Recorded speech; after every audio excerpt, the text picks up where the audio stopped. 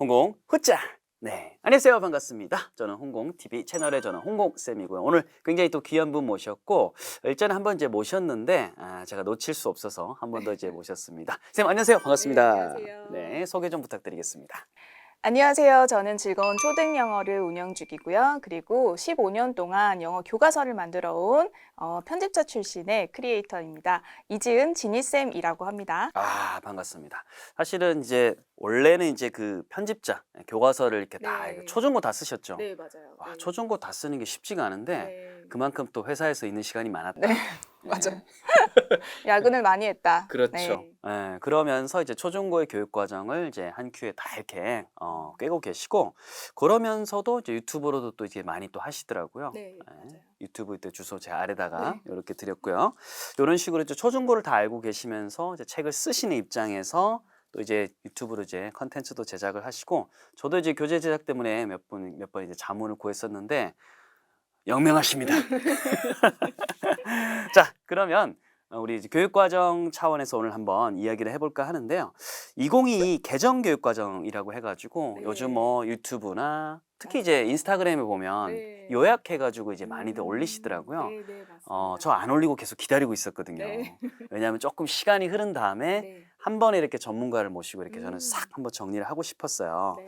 자, 그래서 요럴 어떤 변화, 네. 그리고 나아가서 이런 상황에서 이제 영어 과목에 있어서 우리 그렇죠. 아이들이 부모님들이 네. 어떻게 대처해야 되는지 너무 우리가 과대 해석할 필요도 네, 없잖아요. 맞아요. 네, 그래서 딱 기름기를 빼고 한번 출발해 볼 건데요.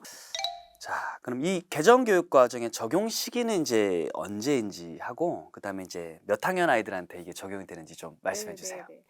우선 지금 현재 2023년이죠. 네. 그래서 2024년에 초등학교 1, 2학년부터 시작을 해요. 2024에 1, 2학년. 1, 2학년. 그리고 네. 2025년이 되면은 3, 4학년, 그리고 중학교 1학년, 고등학교 1학년. 그리고 2026년에는 초등학교 5, 6학년, 그리고 중학교 2학년, 고등학교 2학년. 그렇게 순차적으로 적용이 되고요. 그래서 2027년에 전부 다 적용이 되는 것으로 지금 현재 계획이 되고 있고, 그리고 교과서도 그거에 맞춰서 지금 개발을 하고 있습니다. 그러니까 전면적으로 한 번에 싹 다 이제 바꾸는 네, 것이 아니라 네. 아래로부터 좀 차근차근 올라오는 그렇죠. 그런 구조입니다. 그거는 교육과정마다 조금씩 달라요. 이게 한 번에 바뀌는 그런 교육과정도 있고, 그리고 순차적으로 이렇게 학년별로. 근데 이번 교육과정은 학년별로 바뀌고 있습니다. 학년별로 바뀌고 있다. 네. 그러면 이제 요거에 맞춰가지고 여러분들도 한번 네. 우리 애한테 적용되는지 안 되는지, 우리 첫째한테는 되고 둘째 뭐 이렇게 네, 한번 계산을 맞아요. 해보시면 네. 좋을 것 같네요. 자, 그러면 이렇게 일단 시기에 대한 거 이야기하셨는데요. 핵심을 바로 질문 드리도록 할게요. 이 개정교육 과정 키워드 뭐 엄청 많을 텐데 요약해서 키워드가 무엇이고 그게 이제 시사하는 바 어떤 의도라든지 이런 걸 가지고 만들었는지 좀 궁금합니다. 우선 개정교육과정의 핵심이라고 하면은요, 맞춤형 교육이에요. 맞춤형 교육이요? 네.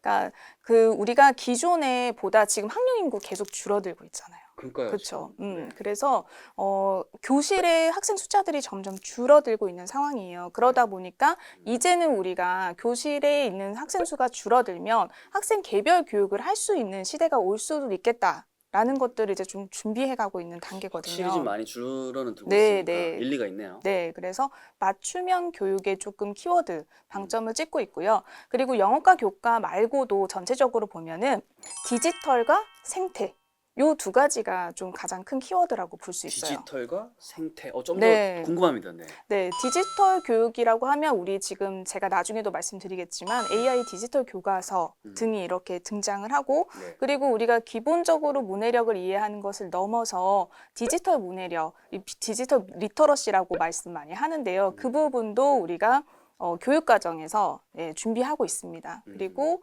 그 생태 부분은요, 기후 변화가 지금 심각해지고 그 있잖아요. 생태였군요. 네. 그래서 그 부분에 대해서 이제 타 교과에서 영어 교과 말고 다른 과목에서는 그 부분을 좀 강조해서 우리 아이들이 그것에 대한 좀 교육을 할 수 있게끔 많이 변화하고 있습니다. 와, 디지털이랑 생태. 어떻게 보면 이게 앞으로 우리 아이들의 교육도 관계되지만 우리 아이들이 커서 이제 먹거리 네, 맞습니다. 뭐 취업을 하거나 네. 이럴 때도 좀 이게 지금 관련이 좀 그쵸. 있겠구나. 사실 진로랑도 굉장히 관련이 많고요. 네. 그래서 그런 내용들이 좀 포함이 되게끔 교육과정이 좀 정리되고 있는 중이다라고 생각하시면 좋을 것 같고요. 네. 그리고 우리가 또 초등이랑 중등, 고등 이렇게 나눠서 좀 보자면은 초등 같은 경우에는 문해력을 좀 강화하는 방향으로 가고 있어요.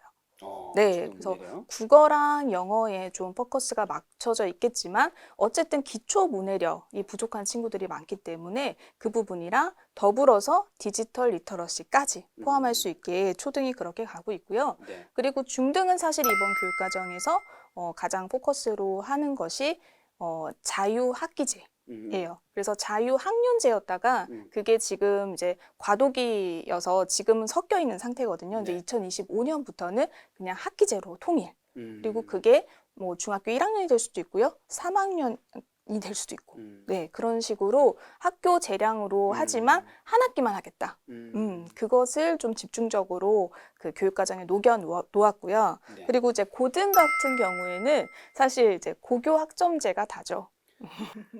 이것만 하나 뽑아서 우리 인터뷰 할 수 있을 정도로. 네, 맞습니다. 근데 전체적인 지금 구조를 알려주시니까 네. 딱 확 이제 눈에 좀 들어오는 느낌이 좀 네. 있네요.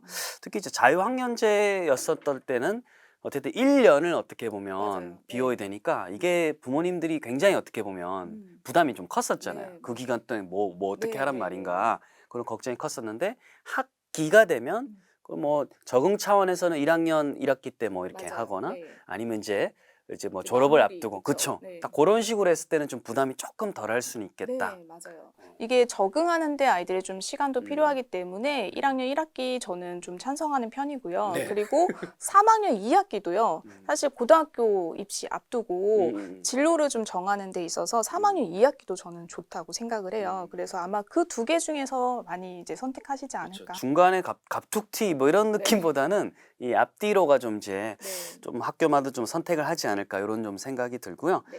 고등학교는 따로 다음에 기회가 되면 네, 네. 고교학점제 네. 아시죠? 할 말도 많습니다. 네, 출연해 주세요. 네. 자, 그러면 조금 좁혀 들어와 가지고 네. 이제 영어 쪽으로 한번 들어가 보려고 그렇죠. 합니다. 네. 2022 이제 개정 교육 과정 중에서 영어 과목은 어떤 변화가 있는지 그리고 네. 방금 말씀하신 것처럼 초중고 다 해주세요. 네, 알겠습니다. 사실 뭐 영어과만 놓고 보면은요, 초중고를 특별히 뭐 나눌 만한 것들은 없지만 네. 그래도 이제 고등에는 좀 이제 고교학점제 때문에 큰 변화가 좀 있고요. 그리고 일단 전체적으로 영어과에 커다란 변화가 사실 있습니다. 뭐가 네. 어떤 변화가? 기존에는 우리가 4개 기능이라고 해서 듣기, 말하기, 읽기, 쓰기 이렇게 4개 기능만 가지고 나눴었어요. 그래서 네. 성취 기준도 그렇게 나눠져 있거든요. 그런데 지금 이번에는 이해와 표현이라는 큰 덩어리 2가지로 나누고 있고요. 그리고 이해는 우리가 쉽게 생각해서 인풋이라고 이해를 하시면 되고요. 표현은 아웃풋이라고 이해를 하시면 되는데 이해 쪽에는 그러면 뭐가 들어갈 수 있을까요? 듣기랑 읽기. 뭔가 수용적인 그렇죠. 것들이잖아요. 네. 표현에는 말하기, 쓰기 요게 들어가는데 여기서 끝나는 게 아니고 네. 기존에는 4개의 영역으로 이렇게 나눴다고 하면 이번에 2022 개정교육과정에는 이해 부분의 영역에 뷰잉이라는 게 들어갔어요. 뷰잉이요? 네, 뷰잉이라고 하면 보기라고 우리가 이제 설명할 수 우리 있을 뷰가 텐데 좋다 할 때 그 뷰. 그렇죠. 네. 네. 그래서 뷰잉이란 영역이 들어갔고 그다음에 표현 영역에는 representing이라는 영역이 들어갔어요. 야, 신박하다. 네. 프레젠팅 뭘까요? 표현하기예요.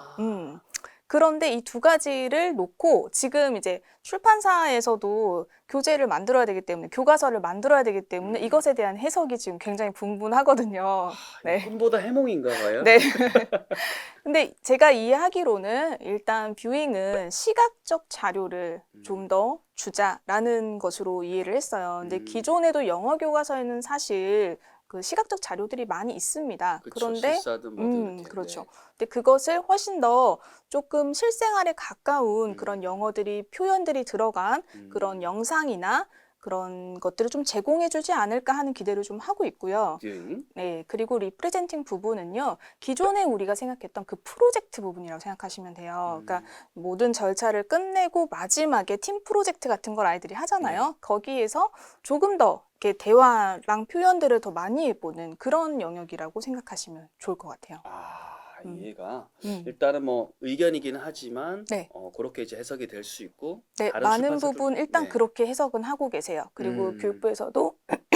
교육부에서도 그렇게 이제 설명을 해주셨거든요. 음. 그런데 그걸 어떻게 구현하는지는 사실 구현의 문제는 출판사의 몫이기 때문에 그거는 저희가 2025년 이후에 확인할 수 있을 것 같습니다.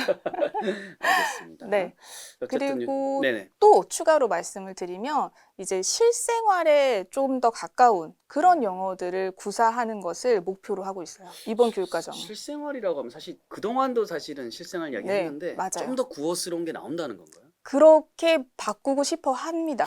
교육부에서. 아, 네, 그래요? 네, 그렇게 바꾸고 싶어 하기 때문에. 근데 지금까지 가장 많은 그 비판을 들었던 지점도 그런 것들이었잖아요. 사실은 조금 어센틱하지 않다. 조금 부자연스럽다. 상황 자체가, 맥락 자체가 좀 부자연스럽다. 그런 부분들이 있어서 이제 그런 것들 좀 보완하기 위해서 이번에는 그걸 아예 교육과정에 박아 놓으셨더라고요. 네. 이제 뭐 왓썹이 아니라 왓업 이거까지 왓썹 그 이까지 나올지. 정도까지는 아니겠지만 사실 이제 기초학습자들을 위한 초등 교과서는 뭐 더 이상 뭐 어텐틱하기 어렵지만 이게 중고등으로 갈수록 조금 깊이 있는 지문들을 다룰 때 조금 더 맥락이 우리가 자연스러운 그런 것들을 좀 추구하는 것이 아닌가 하는 생각이 듭니다. 네, 또 기대를 해보도록 하고요. 네. 자, 그러면 마지막 질문 하나 또 드리도록 할게요. 네. 결국 이제 대비법인데 이런 개정 교육 과정 이제 생기잖아요. 네. 그럼 영어 교과는 우리 가정에서는 네. 이제 우리 아이들 과연 어떻게 영어 교과를 대비를 해야 될까요? 지금 이제 앞서 제가 말씀드렸다시피 이 기초 문해력을 좀 향상시키려고 하고 있고요. 그리고 또 하나는 말하기가 조금 더 실용적인 방향으로 가기를 원하고 있어요. 그러다 보니 가정에서 조금 도와주실 부분은요. 우리가 기초 문해력이라고 하는 것은 사실은 문자 인식이거든요. 그래서 파닉스 교육이 조금 더 강화될 가능성이 보여요. 그러니까 지금 교육 과정에 써져 있는 내용으로만 보면 그래서 하지만 그게 교과서에서 어떻게 구현이 될지는 저희가 확실히 알 수는 없지만 아직까지는 알 수 없지만 대비하실 수 있는 부분은 가정에서 이제 그 파닉스 교육에 대한 그러니까 아이들이 문자를 바로 3학년 때 접했을 때 무리가 없도록 좀 도와주시는 것 그거 한 가지와 그다음에 조금 더 실용 영어식으로 바뀌어가고 있다라고 하니까 그것에 대해서 듣기 말하기 활동들을 우리가 초등 시기에는 정말 좀 챙겨주셔야 되는 것 중에 하나예요. 그래서 더 많은 인풋을 해주시면서 아이들을 끌어주시면 공교육에서 갑자기 3학년 때 영어를 만나고 그다음에 또 AI 교과서가 들어오잖아요. 그게 들어왔을 때 좀 당황하지 않을 수 있도록 도와주시려면 그 두 가지가 필요할 것 같습니다. 사실 어떻게 보면 이제 저희 많은 시청자분들이 기존에 또 엄마표 영어도 관심 많으신 네네. 분들인데 그렇죠. 그분들 입장에서는 사실은 네. 그 기존의 기조를 그냥 계속 유지를 하셔도 맞습니다. 네. 뭐 충분할 것 같다는 좀 생각은 좀 드네요. 네. 네. 근데 뭐 그냥 뭐 기관에 위탁을 했다. 이런 그렇죠. 분들은 관심을 갖고 이 기관이 어떤 것을 좀 중점을 두는지 네. 그렇지 않다면 가정에서 마무리가 어떻게 돼야 되는지 이런 것들을 좀 점검할 필요가 있다. 이렇게 좀 생각이 됩니다. 네. 자, 이렇게 가지고 2022 개정교육 과정 뭐 시기부터 해서 키워드, 시사점, 영어로 좁혀오고 과연 이제 우리는 어떻게 해야 되냐? 저도 이제 우리 아들 둘 아빠로서 네. 뭘 해야 되는지 정신을 좀 바짝 차리고 좀 준비를 해야 될 것 같습니다.